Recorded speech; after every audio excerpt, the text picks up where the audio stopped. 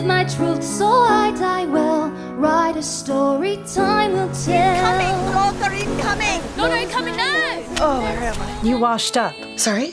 Welcome to the island of discarded women, my friend. I used to be somebody. Are you that woman on the radio? Your island job is peladora de papas. Sorry, what? Potato peeler, 87% match for your skills. Okay, that's not... Anyway, what is the second best match then? Host of the Island Podcast. Are you kidding me? No, see, that's me. That's perfect for me.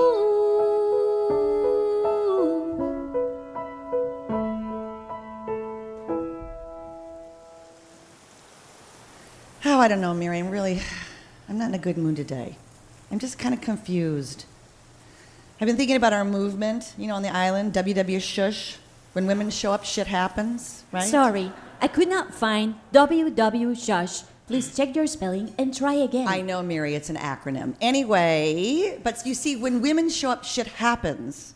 That was supposed to be good shit, right? Positive, life-affirming, empowering shit. Not actual shit.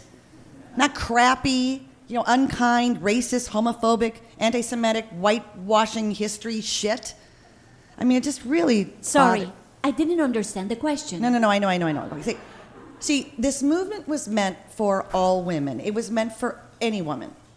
But I'm really struggling with some women right now. I really am. I mean, and it's not about politics. It's not. It's about compassion and I don't know, being kind and decent and listening. And how about the common good? I mean, I don't want to be exclusive and say you can't join our movement unless you think like me. I don't know, maybe I'm naive. But I always thought women had the upper hand, on the compassionate, kind, humane. I'm just looking for women to be humane. I found the Humane Society of the United States. Yeah, no. So that's animals. That's animals. Hey, you know what? Maybe we should co-opt that. How about we start the Humane Society for Women? Sorry, that's a good idea. I could not find the Humane Society for Women. Right, because it does not exist. But I think we need one. And you know what? I'm not just talking about people in politics. I mean, it's not just about the women in Congress, but okay, let's start there. The Gazpacho police. I'm sorry, did you mean the Gestapo police? Yes, exactly. That's exactly what she meant. And the ERA, what the heck is wrong with these women who are not supporting the ERA? It's in their best interest. Give me a break. Oh, I don't know, Mary. Maybe there's hope. Is there hope? I guess there's always hope, maybe. The truth is, hope isn't a promise we give. It's a promise we live. Okay, who said that? Amanda Gorman, January 20th, 2022, The New York Times. Okay, I'm going to try to live hope for our WW Shush movement. Did you mean WSHH, World Star Hip Hop? No, Mary, no, I did not mean that. No. Okay, William Shakespeare's Haunted House. No, Mary, no, I didn't mean that either. Or no. www.hushpuppies.com? No, Mary, sometimes I think you're just making stuff up. You're just making stuff up. Okay, we've all experienced these insignificant moments that have ended up completely reshaping our lives, right? We've all had those, yes. Right. Like, for instance, you're 22, and you've just moved to Chicago, hoping to study improv at Second City, and you're in the elevator of your hotel, and you're on your way to canvass the area for restaurants, maybe hiring waiters, and the whole time you're hearing your mother's voice in your head saying, oh, don't be discouraged. Chicago's a big city, so finding a job might take a little while. And then a stranger gets on the elevator and makes a comment about the brand new restaurant on the 21st floor, getting ready for their grand opening. And instead of getting off at the lobby, you push the button for the 21st floor, and 15 minutes later, having never left the building, you have a job. Stuff like that. I was asked once, where are you right now? And it changed the course of my life.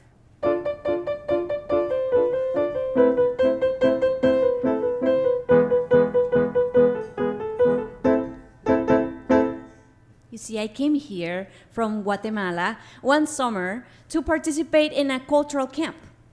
I was the adult companion of two kids who joined in this multicultural exchange with other kids from other parts of the world. I made friends with other chaperones like me from Turkey, the Czech Republic, Singapore, Jamaica. I enjoyed this event so much that I returned a second time. Now, I didn't mind the record-breaking hot weather of Minnesota during summer. It was August.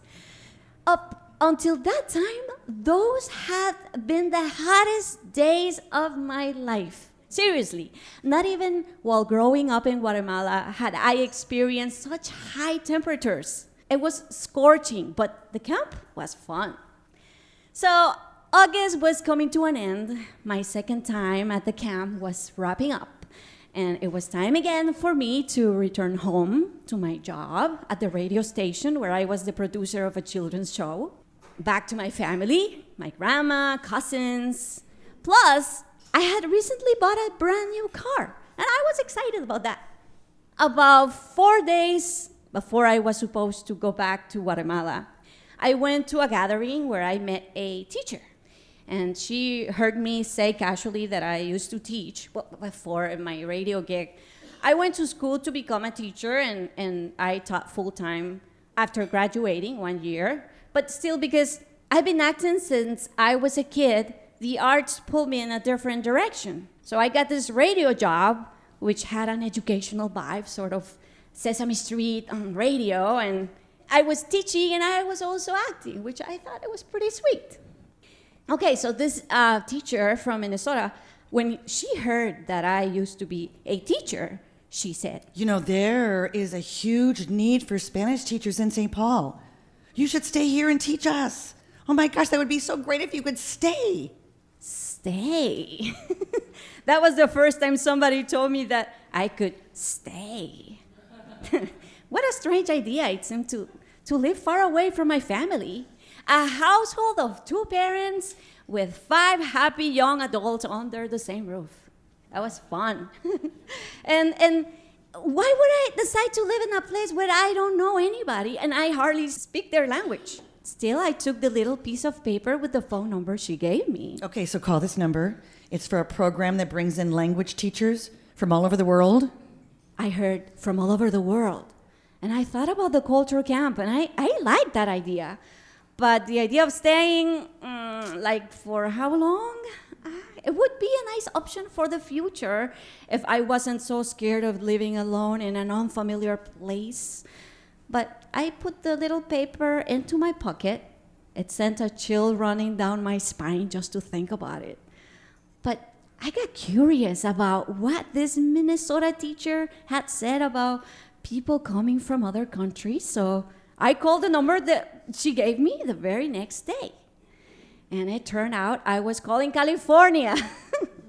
I remember I spoke with Judy, and she said she was a program director. Right, so we're bringing in teachers from other countries and replacing them in schools all across the United States. Oh, okay. Yeah. Okay, so how would I apply in the remote case I was interested? Right. I mean, not this year, of course.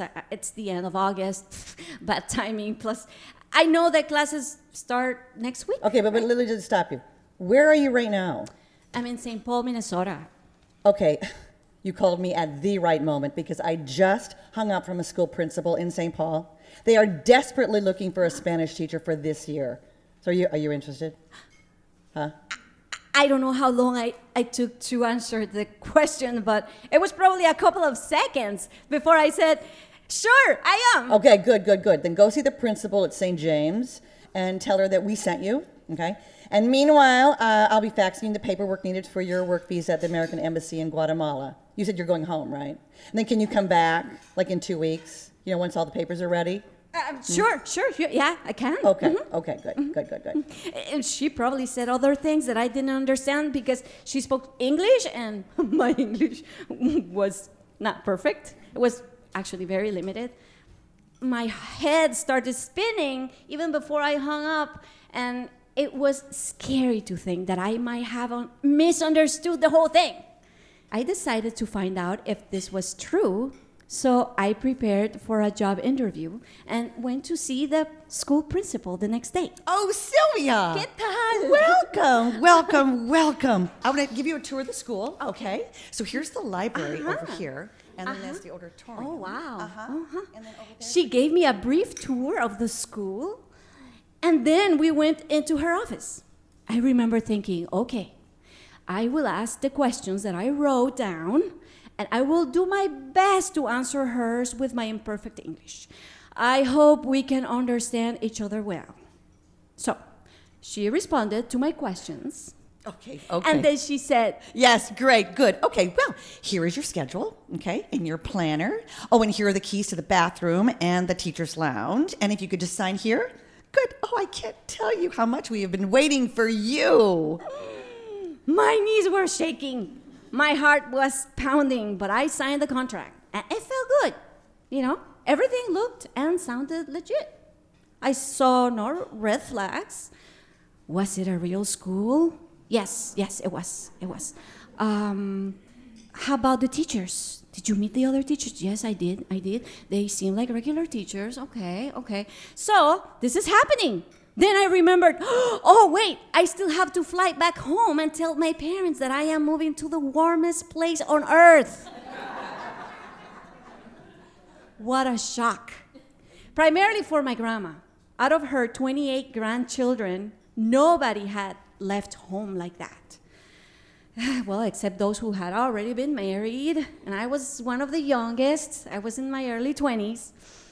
¿Qué? Pero, mija, why you want to leave us? And where are you going? And I told my grandma, Abuela, I had a new job, and that's why I am moving to the U.S. She still wasn't too convinced. I assured her I wasn't moving too far. It's just the U.S. See, the U.S. is close, right next to our neighbor Mexico, see? But I will be up here. And I pointed to Minnesota on the map. ¿Qué? Allí? You mean all the way up there? Are you gonna live in Canada? No, but yeah, almost. Yeah, it did feel very, very, very far. My 2 final weeks at home in Guatemala went very, very fast. I was able to sell the car, quit the job, go to the embassy, get all the paperwork, and I came back to Minnesota with only but a suitcase and no place to stay. But I figured I'd find something. Maybe I'll meet a nun at the school who will offer me a tiny room in a convent that is mostly empty. And actually, that's exactly what happened. Fast forward 20 years, I'm still here. I am so glad I got the little piece of paper with the phone number. I love it here. Although, moving to the warmest place on earth? That was a little off. Well, no, it was way, way off.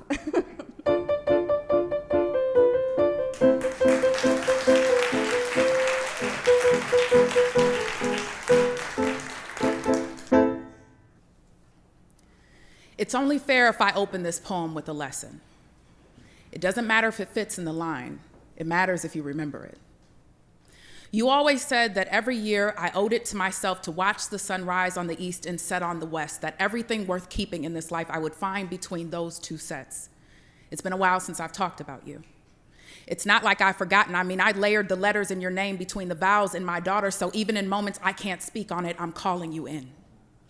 On the day you graduated to the ancestral plane, I could see the pressure in your fingertips. You were holding on for me, trying to get me to see that there was a love story in returning to that from which you came. You called it your first door, the home where the mortgage is only paid in time. And as much as I love a good metaphor, this home misses you. Nothing is the same without you here, and grief hardly ever rhymes. You told me resets are good. So I slept through several days waiting for the moment that new beginnings would feel okay. I'll never call you a liar. My roots are too Southern for that. You were telling a story. One so good, I still can't figure out the point, so I haven't put it down and I haven't let it go. You know that, though. You pop up in between moments and spaces only I can see, our little corner, the world we made for ourselves, the unpoppable bubble, my never-ending visitor. I see you often in my daughter's side eye and in my son's stubbornness. I want you to know that I became the type of parent who encourages us. These babies have voices. just like the one you helped me dig out of myself. They are master sculptors at just 7 and 8, so clear about their roots, the flowers, the garden we made. And they didn't get a chance to meet you while you were on this plane, but I know you caught them in passing. I can smell your essence in their spirits, the only place you would ever be okay with hiding.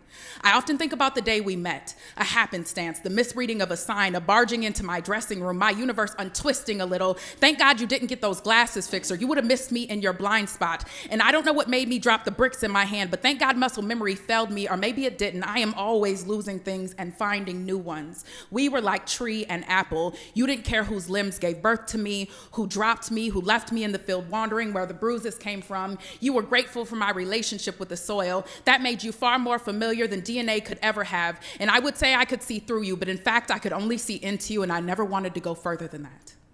I only wanted the door in, just like the one you found on my skin. It took a while for me to feel my breath again, to figure out the pieces that losing you redacted, but you taught me to always walk through the door, so I started looking for you by doing just that, and I would say that you wouldn't believe where it led me, but you saw too far ahead for that. If the first door was my beginning, then the second was my classroom, the third was the one on every heart of every young person who ever trusted me, and the fourth was my children, the best door I've ever had. Door 5 gave me a godson, the brightest of my lights. His door, like mine, was an accidental discovery between glasses. I inherited your sight, and I know you had something to do with this. You always said lessons don't become yours until you put your twist on them, and while I never added more than MID, it worked out for what came next. He was born in the East and settled in the Midwest. I pushed my son to rise just as sure as the sun sets. That's my apple. I don't care which tree he came from. I would tell you I taught him the beauty of the soil, but he came to me a garden. You always said I deserved my flowers while I could smell them, so I fell in love with the gardener and started my garden. I have to believe that one day, the door I open will lead me back to you. But until then, I'll search for your essence in everything I do, because apples never roll far from the trees they belong to. Maybe the door is in the soil. Maybe I need to lay in the grass. Whatever the lesson is, I'll put my twist on it. It doesn't matter if it fits right now. It matters that I remember it.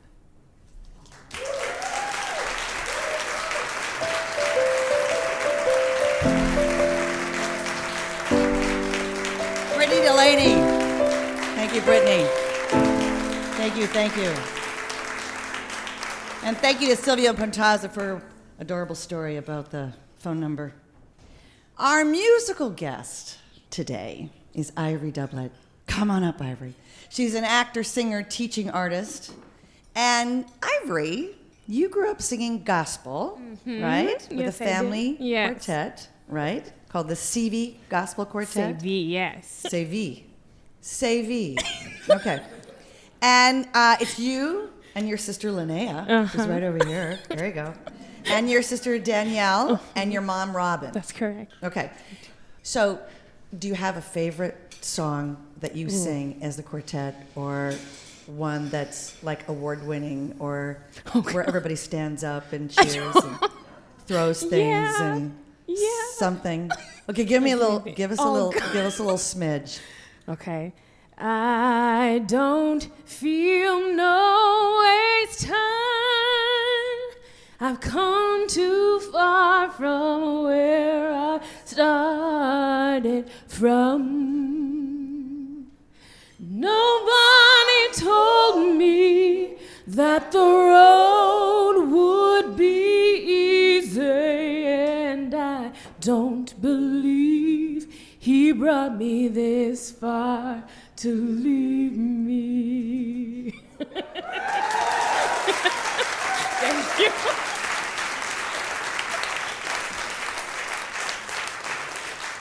I think we just had a happenstance that changed our course of our lives that happened right now. Oh my God, that was just gorgeous. That was just gorgeous. You're going to sing a song right now called We Are One, and it was written by Timothy Levy for the exciting project celebrating women activists, protests, revolutionary rock opus. And for those of you listening in the podcast, more information about protests will be included in the show notes for this episode. So now, here is Ivory Doublette, Zippy Laske, and our male ally, Tim Carrow, singing We Are One.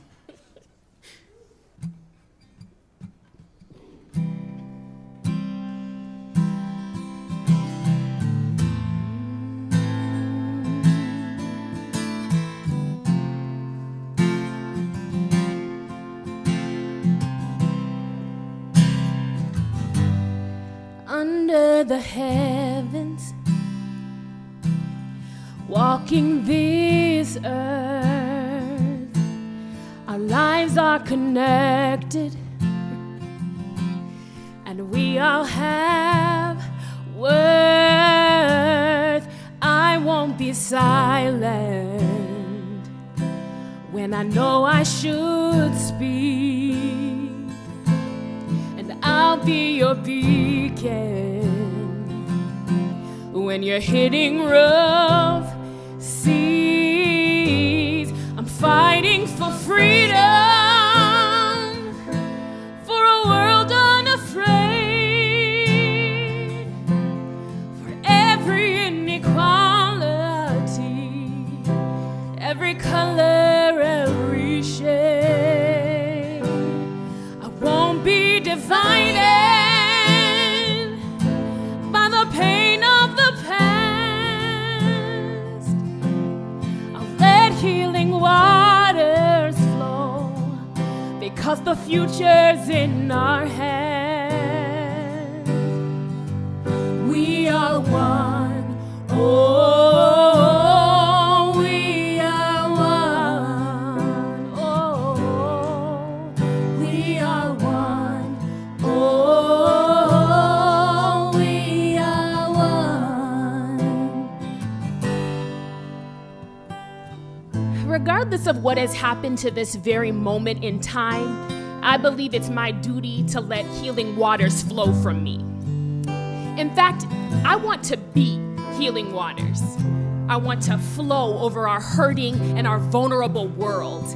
And I want the healing waters of me to spill a little and mix with the healing waters of you. And we'll keep flowing and flowing and healing and healing. We are one. Oh, we are one. Yes, we are. We are one. Oh, we are one. I choose to be civil and swallow my pride. I want you to know that if your skin ain't like mine, that it doesn't matter.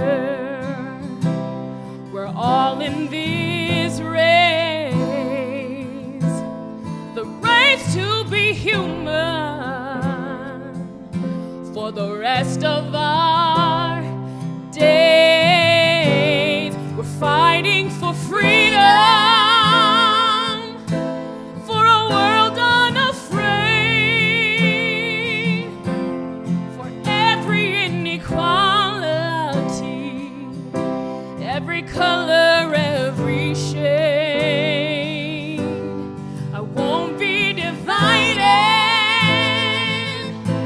by the pain of the past. I'll let healing waters flow, because the future's in our hands. We are one. Oh, we are one. Yes, we are. We are one. Oh, we are one. Will you sing that with us? We are one. We are one. Oh, we are one. Yeah.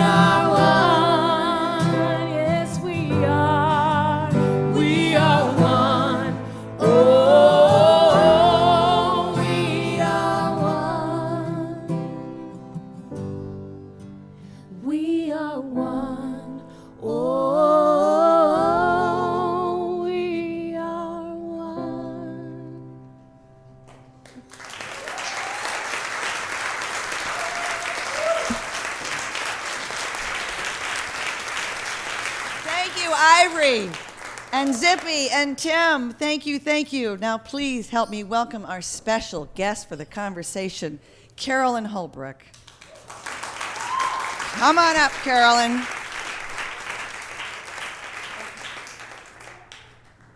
Hi, Carolyn. So, hi. Thank you for coming. Thank you for inviting me. I know we got patio furniture up here. Hey, it works. I know, it's like we can lean on our arms and everything. Okay, so you are the founder and director of More Than a Story. More than a single story. More Than a Single Story, very important actually. A series of community conversations for BIPOC writers and arts activists, right? Mm-hmm. You are the founder and artistic director of Sassy. Sassy, the right place. The Right Place. You are the author of countless books and anthologies, which includes your memoir, which is a Minnesota Book Award-winning memoir. Tell me your names and I will testify. You are the co-editor of the newly published essay collection from Black and Indigenous writers, co-authored with David Mura, called We Are Meant to Rise, that just came out this last November. You're the first... The subtitle, too. We Are Meant to Rise, Voices for Justice from Minneapolis to the World. Wow, okay. And those two books will be for sale after the show. You were the first person of color to serve in a leadership position at the Literary Loft Center. Mm-hmm. The first person of color to win the Minnesota Book Awards K. Sexton Award. You teach creative writing at the Loft Literary Center, at Hamlin University, and at community venues around the area. And you are the mother of 5. Mother of 5. Grandmother of 8. Grandmother of 8. And great-grandmother of 2. Yes, 2 beautiful little bitty great-granddaughters. Okay, so here's what I want to know. I mean, here's I think what everybody wants to know. The title of your memoir, Tell Me Your Names and I Will Testify, is from a poem by Lucille Clifton. Now, Brittany's going to read the excerpt of the poem that is in your book, and then we'll talk about it. Okay, go ahead, Brittany. Nobody mentioned slaves, and yet the curious tools shine with your fingerprints. Nobody mentioned slaves, but somebody did this work, who had no guide, no stone, who moulders under rock. Tell me your names. Tell me your bashful names, and I will testify. Yeah. So, what brought you to, you're on a mission. You're on a mission to tell stories. And what brought you to that poem in particular, as far as, just initially, what brought you to that particular poem? I think what brought me to that was my youngest daughter sitting over there. She was 16. You know, I'm just, before you go on, if you can you get the mic a little bit more towards your... Okay. There, is that better? Yeah. All right, can y'all hear me now? Okay. So your youngest daughter, Ebony, who's right over here. Yeah, and that's my oldest granddaughter, too. My youngest daughter, my oldest granddaughter. Oh, cheers. Them's my peeps. So she had gone out somewhere, 16-year-olds go out and hang out with their buds. And I was home really tired after a long day of meetings and all this kind of stuff. So it was whatever year Sleepless in Seattle came out, because that's what I popped in the VHS player, so that tells you it was some time ago, right? And I felt this cold breeze come in. I said, wait a minute, I thought I closed everything. But then I looked up and there's this ancestor, this person standing there dressed in these beautiful Victorian outfit. She had on this hat with a plume, and she had a man standing next to her holding on to her, and she looked at me and she said, I am Liza. I don't think I've ever talked about this. I wrote it, but I haven't talked about it. She said, I am Liza. You have to tell our story. And then she was gone, just like that, man. That really happened. It's like, whoa. And, I started thinking, how in the heck am I going to do that? What am I going to do? How am I going to do this? And, I started thinking about her and all my other ancestral mothers, the people that, like what Brittany read about in her poem, and all of the folks way back. I came across Lucille Clifton's poem, and I thought, wow, I think that's it, Our names have to be told. Our stories have to be told. And I just wanted to join the others, who are telling our stories. This isn't the first time you've had a ghostly visitation from family members. So this is something that happens to you or has happened to you often. It happens, yeah. Yeah. But I think what was interesting that is you were saying the other people who have visited you or come to you in some form, you knew who they were. Mm-hmm. This is the first time you didn't know who this person was. Right, and it's also the first time I received a command from one of the ancestors. Yeah. Yeah. And then you eventually find out who she is. You find out who Liza is. Well, I asked my cousin, who's a genealogist, and my stepmother, who was also a genealogist, if they had come across anyone named Liza in their research, and they both did on both sides of my family. Because I think that, Liza and Eliza were fairly common names in the slave era. And so they both found somebody. And then when my mother passed away, and my stepfather had passed away some years before, and I moved back into her house for about a year to, put her stuff together and close things out. And I came across this picture of this woman that was the same woman. person. Yeah. I was like, okay, what do I do with this stuff? You know? Wow. Okay. I want to go back to your childhood a little bit. Let's go back in time now that the lights are telling us to change the subject. So it's time to change the subject. Maybe it's a visitation. Okay. Yeah, there you go. You say that creativity was not encouraged when you were little, and that you were sometimes chided for daydreaming if you were caught reading or maybe writing a poem. I think my parents were just afraid that, I wouldn't be able to take care of myself unless I took a traditional path. Yeah. And so it was about protecting me. Sure. It wasn't Sure. anything. I don't feel bad about it. I understand it. No, I think so. They were trying to encourage you to find some sort of career in, the arts. I'm sorry, you're going to do what? Yeah, it was that kind of thing. Yeah, exactly. The arts are what? Yeah. But then in 8th grade, you meet Miss Johnson. You say she creates she lights a spark in you. Tell us about Miss Johnson. Yeah, and what she did. Yeah, well, I spent most of my time in high school in the principal's office. But my 8th grade English teacher, she kind of saw beyond that. She saw that there was somebody in there, and she encouraged me to write poetry. And, she read my poems and really, encouraged me. Yeah. Yeah, and that made a difference. made a huge difference. Yeah. So did you feel like then maybe heading into the arts or dealing with the arts or appreciating the arts was something that felt right to you? Felt like this was I think it always felt right to me, even Yeah. before then. My parents were business people. My mother had a beauty salon, and then they had a beauty school. And my stepfather was the first black auditor in the Minnesota Department of Agriculture, but he was also a musician. He played the hell out of that left-handed guitar of his. So, creativity was definitely in my family, but they were just wanting to make sure that, that find something to fall back on kind of thing. Yeah. Speaking of all of that, so you're 16 and you fall for a boy who is exciting and risky and from a different neighborhood. And the kind of boy that we all fell for, right, when we were younger, the kind of Bad risky, boy. kind of risky ones that our parents didn't like so much. Yeah. But the relationship spirals into some illegal activity, and you end up incarcerated in the Minnesota Home School for Girls in Sauk Center. And there it's discovered that you're pregnant. So, because you have this heart... Wow, so you really read my book, I do. didn't you? I prep, I stalk, I do everything.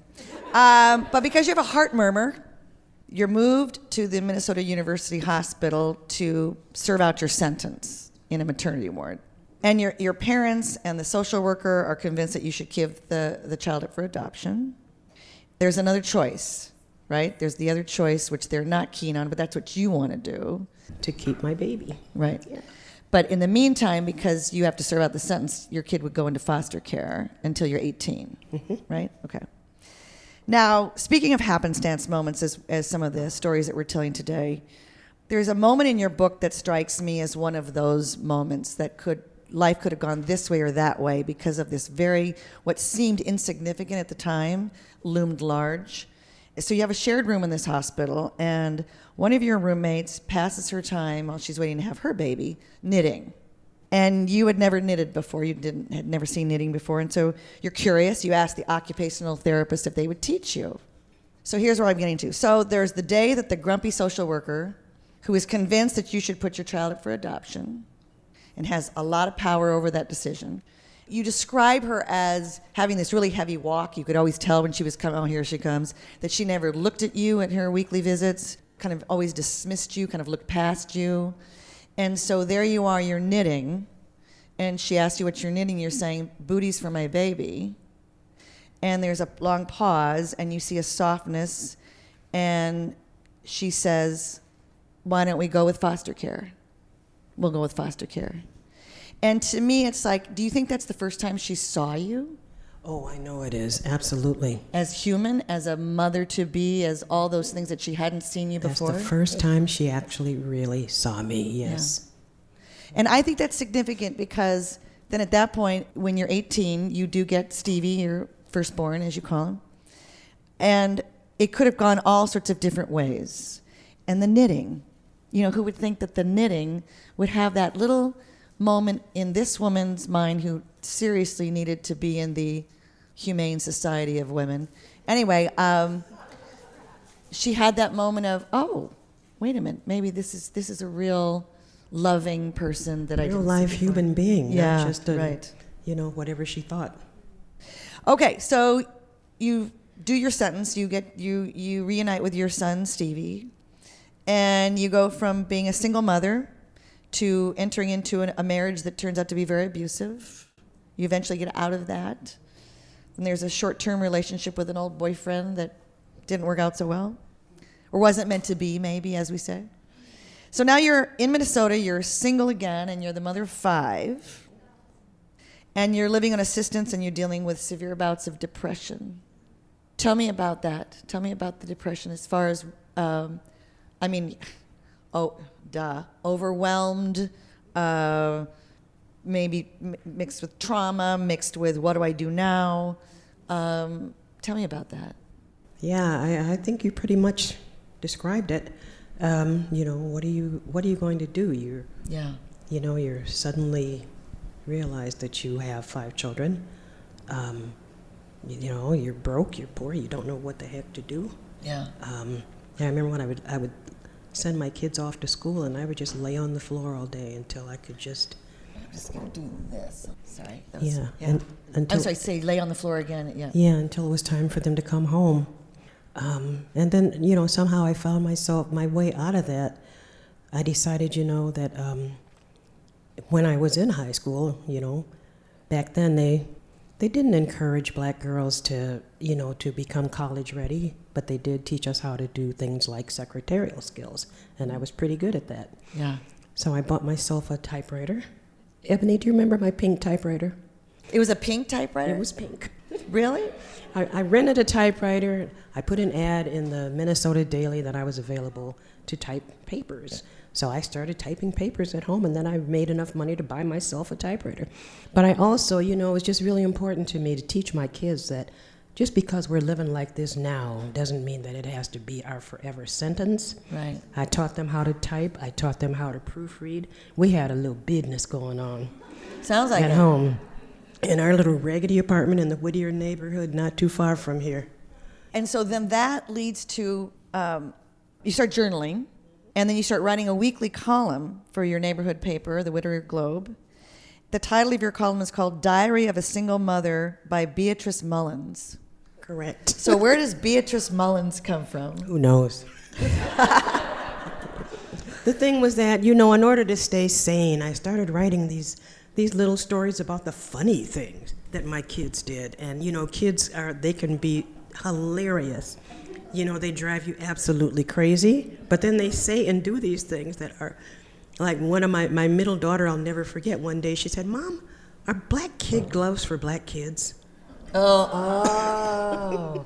That's a really good question. Are black kid gloves for black kids? It totally makes sense to a little girl. That would have been a good marketing thing, actually. Hey, if there's you any want black marketers in the room kid besides gloves? my granddaughter, yeah, keep that one. That's So, the column is based on your personal stories, but because you said it was written by Beatrice Mullins, was there a little fictionalizedness going on? Or No fiction. It was just that I wanted to protect my identity and the identities of my kids. Right. So I asked them all to name themselves. Ebony was Jasmine. She was so little then. I think I might have named her. Did I name you Jasmine, or did you tell me? I don't remember. But the others gave themselves names. You know, my oldest daughter, Tessa's mom, called herself Athena. So, you know, these stories by Beatrice Mullins about Jasmine, Athena, Kwanzaa, which is my youngest son, and Natalie, and I don't remember Stevie's name at that time, but yeah, they named themselves, so I could write about the real live stories without. And you won awards. Mm-hmm. You won awards several years in a row. You won awards. I did. Okay, so that also leads into more activities that you're doing at the Whittier Center. And then at one point you asked the head of the center if he would be open to offering writing classes because you would really like to take writing classes. So he eventually says yes. And by way of your typing on your pink typewriter in your business, you type a manuscript for the poet Natalie Goldberg, and she ends up teaching the first class. Correct. And this starts you on your path of organizing writers' workshops, while at the same time you are taking all these classes yourselves. And you start the Whittier's Writers' Workshop, or as you call it, W3. Right. And you became the first person of color in leadership with the Loft Literary Center. But you talk about that being a challenging situation. Eventually, you had a good relationship with the Loft, but at that time it was challenging. Are you up for sharing a little bit about? Oh my goodness! We don't have to name names. You already named the name. Okay. No. Can't tell them. Yeah, you know, after I had been doing my own thing at Whittier for nearly 9 years, and you know, not earning a living at it, you know, I decided, well, maybe it's time I get a real job. And this position became open at the Loft, and they had been trying to recruit me anyway because our little program at Whittier Park was really in competition with them because a lot of people were coming to our little program and going to the Loft. And so I thought, well, you know, why not? What the heck? So they recruited me, and I went. It was challenging. I stayed there 5 years, which was probably longer than I should have stayed because I realized not very long after I started that my values were very, very different from theirs. It was very important for me to be, you know, to have programming that's accessible. My daughter keeps telling me to put the mic to my mouth. She's so bossy.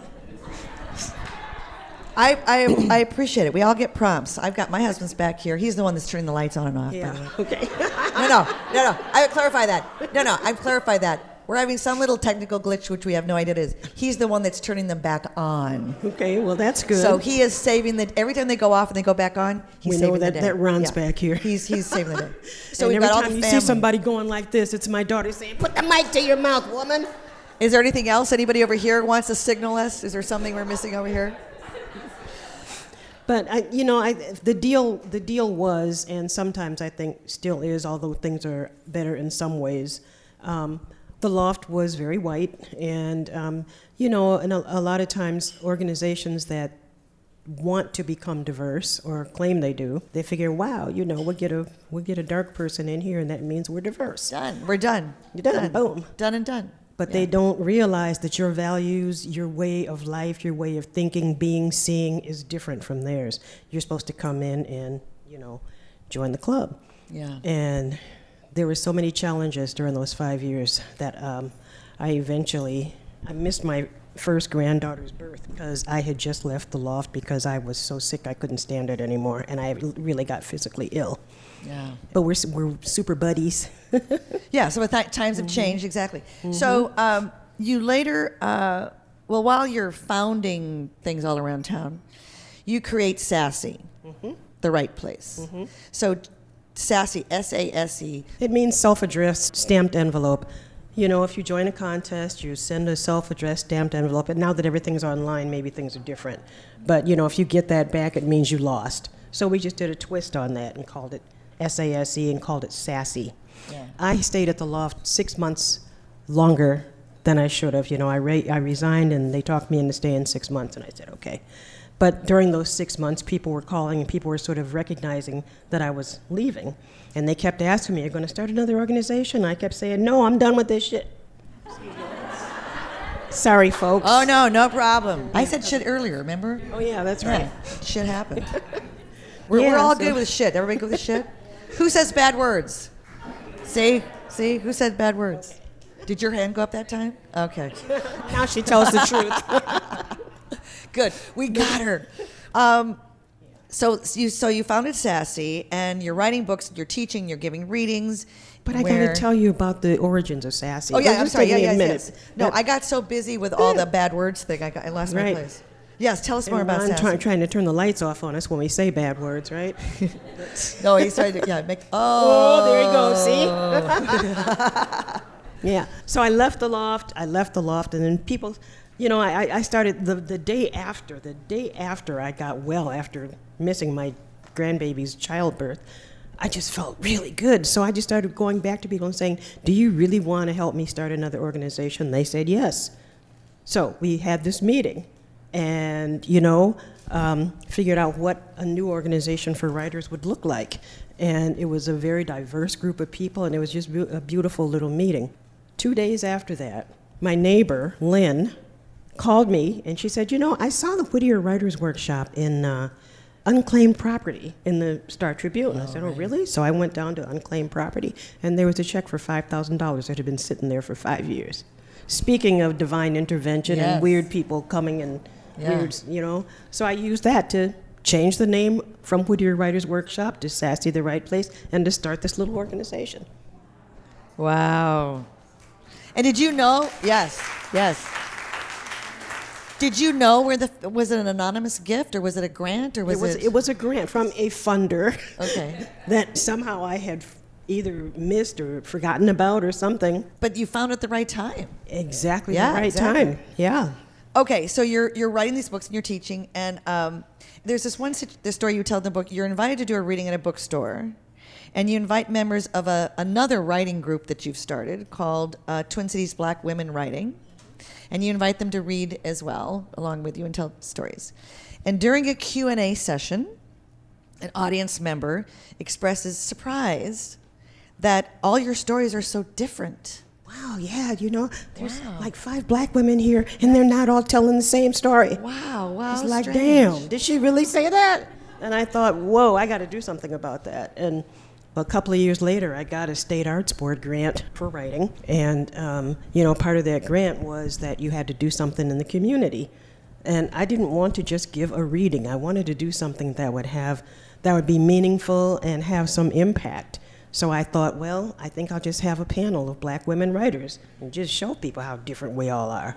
But by the time my daughter and I got through naming different people, she's a hairstylist, so she knows a whole lot of folks because they're coming to her salon all the time.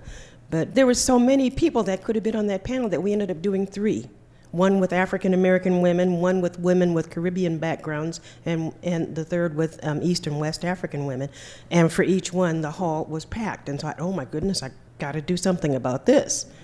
So that was the origin of More Than a Single Story, which is going into its 7th year, and we have all kinds of panel discussions with people from all the BIPOC communities discussing issues that are important to us, that are generally suggested by people in the community. Yeah, that's just terrific.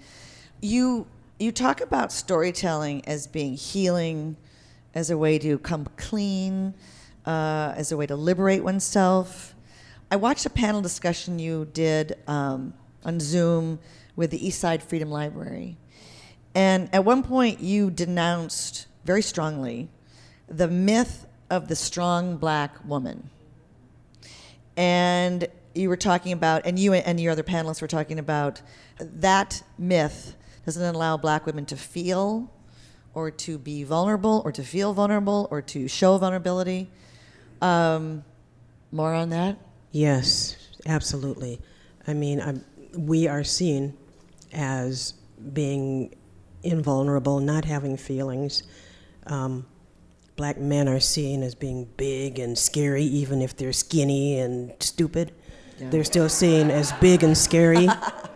Black women are seen as not having feelings, and and having this around us of the strong black woman thing just denies us of our own humanity, Right. our vulnerability, our ability to just be who we are without having to I could just go on about that. But I think that's really interesting as far as the expectation that there's a sense of strength there. And then there's also the racial element of it, right? There's that sense of, or is there that sense of, I have to try harder than that because of how our society has set itself up, which is not pleasant. Well, there's that, and there's also just, the expectation that you are something that you're not. Yeah. I can't speak for any other black woman on earth, but I know that for me, when I walk into a room, I scan it right away. See who else in this room is dark, and also because I'm left-handed, I see who else is left-handed. And try to, the temperature of the room will sort of tell me, okay, so who can I be today? Yeah. Can I ever just be me? Yeah. Right.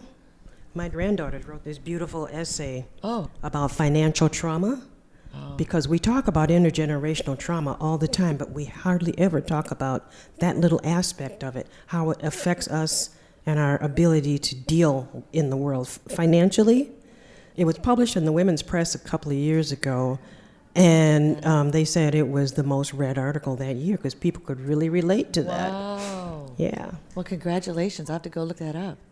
Yeah. It's in We Are Meant to Rise. It is which- in so We you Are can all- it's in We Are Meant to Rise. You Yes. can buy it and then you can read it, and then she's right here, and then you can talk to her.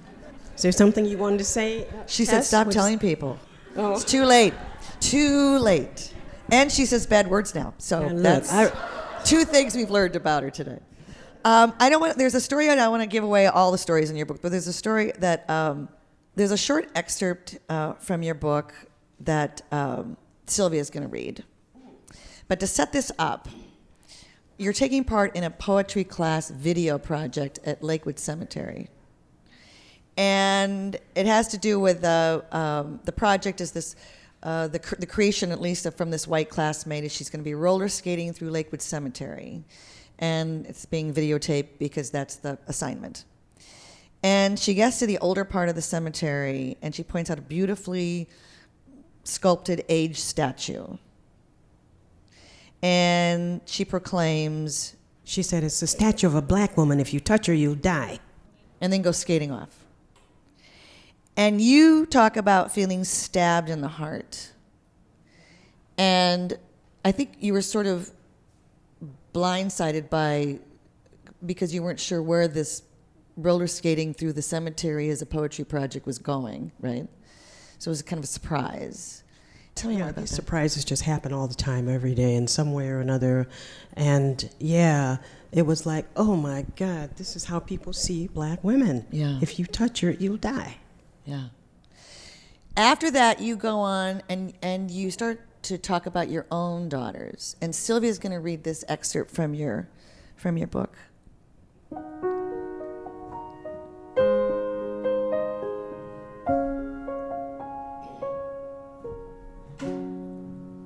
I have 3 beautiful, intelligent daughters. I have had to help them maintain their self-images over and over again, even as I've attempted to heal my own. I also fully understand the horrors of what is happening to our young men. I have a son who was incarcerated for 10 years in the federal penitentiary. But there seems to be a conspiracy of silence around our girls and women. Could it be that in large part of our incarceration, it's invisible?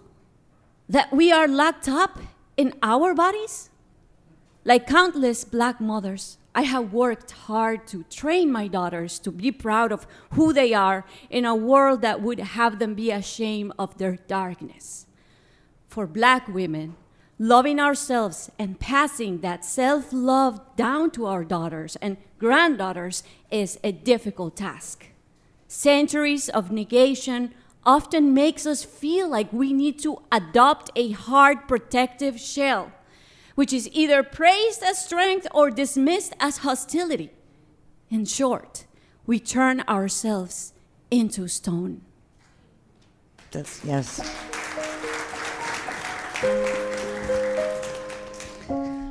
I have to tell you, this music that's playing, which you'll hear in a little bit as well.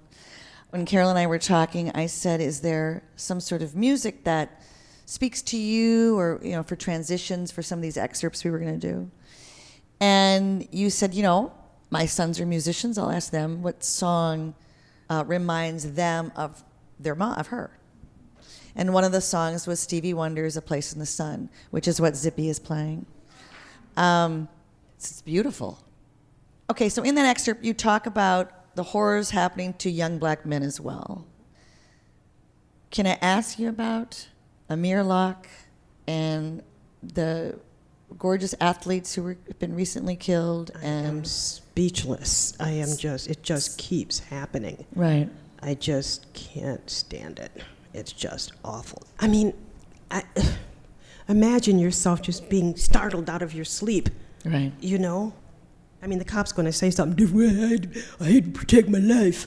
Or some BS like that, you know? Yeah. But this kid who had nothing to do with what happened or why they were in there, Yeah. you know, he's gone just for nothing.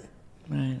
And if you see the videos that they show over and over and over again, I mean, they startle him out of sleep. He picks up his gun, which he has a legal right to carry because he's a delivery man. You know, there's always the potential he can be robbed. But he's holding the gun down. He ain't holding it at that cop. Here's what I want to know Don't even is, get me started on that. where is the NRA to stand up for that rightfully owned gun?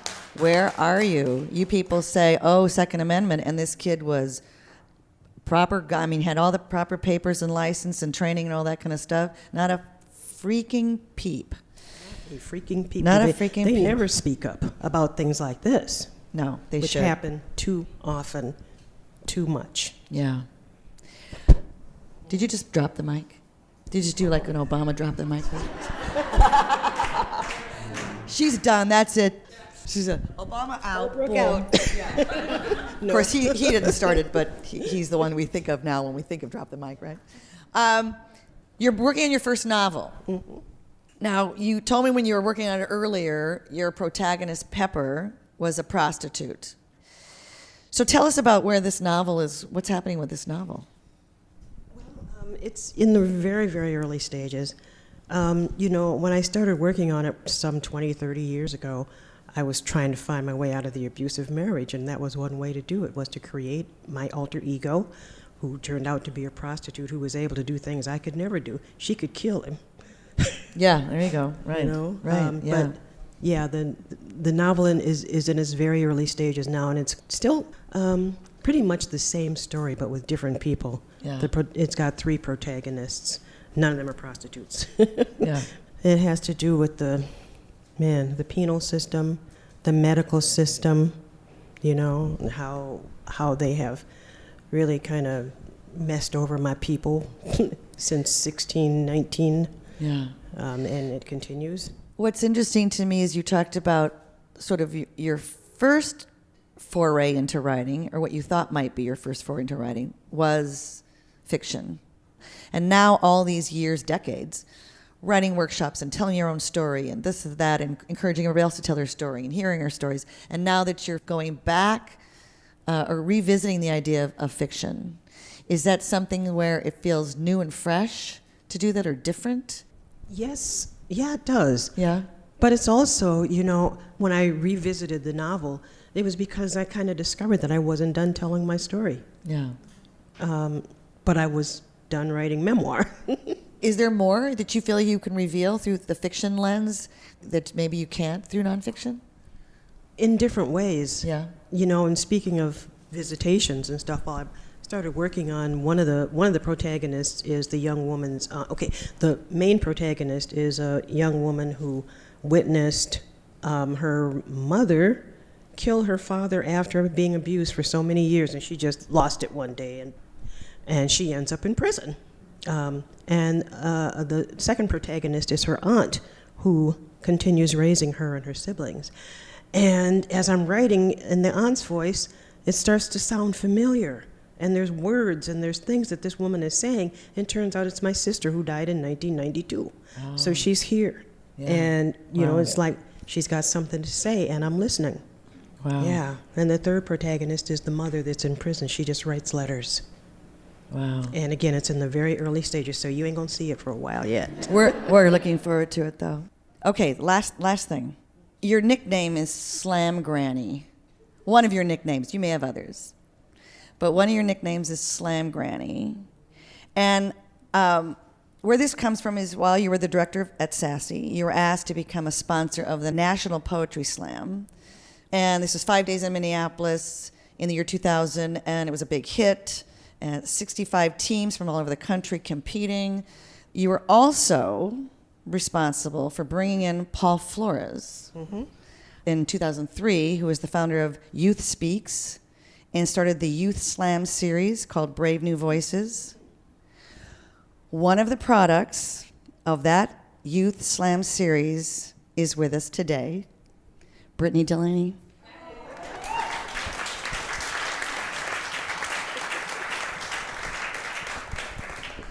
So almost 20 years ago in St. Paul Central High School as a freshman, you brought Youth Speaks to us.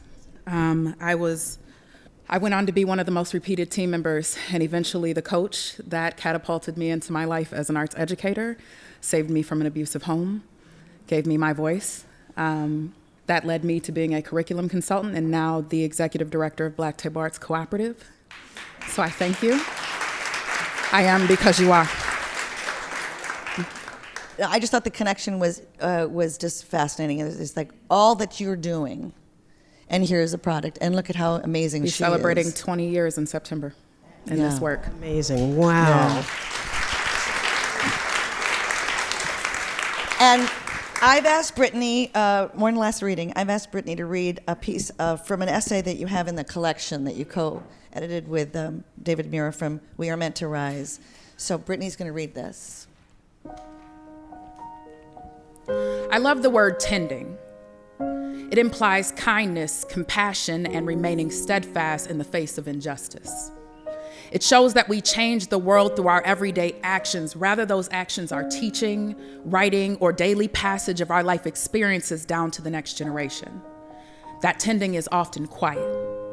While others are making their voices heard, healing is taking place quietly and steadfastly. I recently saw an anonymous quotation that has been sticking with me. Sometimes it's not about the act of praying or what you think or say when you pray. Sometimes it's about what you learn while you are waiting for the answer. Thank you, Brittany. Thank you. Brittany. Thank you, Carolyn Holbrook.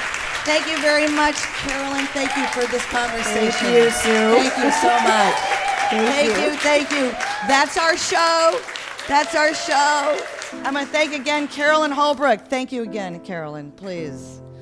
And Brittany Delaney. Yes. And Ivory Doublette. And Silvia Pontaza. And Tim Carrow for helping us out. And of course, Zippy Laske over here. And thank you so much to Dieter Poppen for filling in for our engineer, Catherine, who couldn't be here today, and our assistant, Michaela Finnegan. And thank you to Nick Wahlberg for stepping in. We had a sudden loss of our dear longtime lighting guy, Barry Browning. God bless you, Barry. Maybe you were trying to speak to us today about the lighting. I don't know. We're trying, Barry. We're trying. And thank you to Sarah Erdman for taking our pictures, and Suzanne Egley and Carolyn Denton, and the wonderful staff here at the Women's Club. Okay, everybody, we'll be back next month with another live Island of Discarded Women. I'm Sue Scott. Thank you.